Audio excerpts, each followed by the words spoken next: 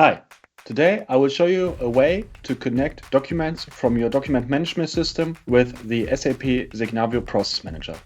I have the entry HR document in the dictionary in SAP Signavio, and I want, if this entry is mapped in a BPMN diagram, I also have access to an actual document. To do this, I go to the DMS.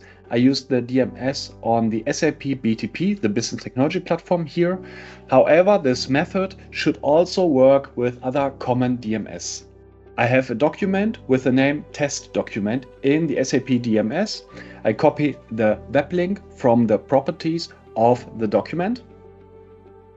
In Signavio, I now open the entry in the dictionary and paste the link.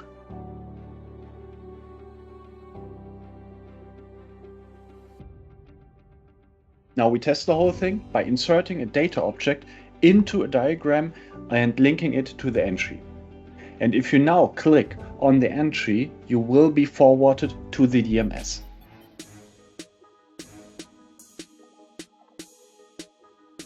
I hope you enjoyed the video, have fun developing, and see you next time. Bye.